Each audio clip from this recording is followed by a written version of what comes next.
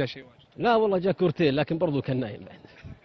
يعطيك العافيه عمر. كابتن وليد عبد الله برضو بانتظار الكابتن جابر العمري، لكن خلينا نبدا بوليد. وليد الف مبروك، نتيجه كبيره جدا في ارض نجران. تعودنا انه نجران دائما ما يحرج الانديه التي تقبل عليه. اليوم حسمتم المباراه بشكل مبكر. اول شيء بسم الله الرحمن الرحيم، مبروك للشباب، هارد لك النجران.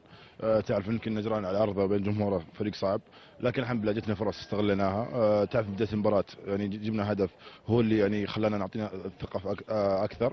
الحمد لله كان اخواني العيال مركزين في المباراه، وان شاء الله باذن الله يكون الجاي احسن باذن الله. في مثل هذه المباريات حينما تغيب الهجمات عنك كحارس، هل هو سبب رئيسي في انه الهدف ولج مرماك، انك انت يعني طوال المباراه لم تتلقى هجمات في لا مرماك؟ بالعكس، جت كور وجت فاول، جت شوطه الشوط الاول.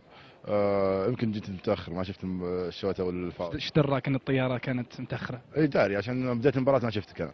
عشان كذا ما شفت المباراه انت. لكن جتني كرات الحمد لله توفقت فيها، جتني فاول توفقت يعني بعد هدفنا جاهم فاول الحمد لله قدرت توفقت ورديت الفاول هذا. لكن ان شاء الله باذن الله نوعد جمهور الشباب، نوعد انفسنا ننسى المباراه هذه باذن الله، الجاي احسن ان شاء الله. وليد بصراحه البدايه اللي بديتوها السنه هذه اقوى من اي بدايه، كان تخوفكم شوي لانه انتم الان سايرين بشكل تصاعدي؟ لا الحمد لله يعني بالعكس، هذا يعطينا اصرار ذا ان نشد حيلنا في التمارين، ان نواظب اكثر، ان ننتبه لكلام المدرب.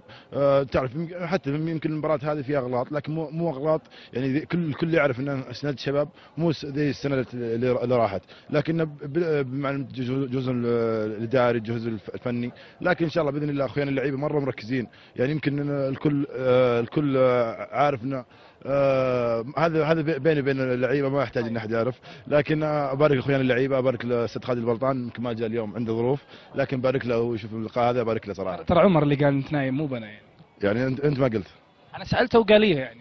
لا بس عمر مداعبه، بس انت زي ما قلت لك انت. لا حتى انا مداعبه. طيب اقول لك شغله يا اخي، في ناس كثير دائما تقول يسال ليش دائما يقول اخوياني اخوياني يعني في يعني اصدقائي زملائي. اوكي اصدقائي اللعيبه. يعطيك العافيه. شكرا لك.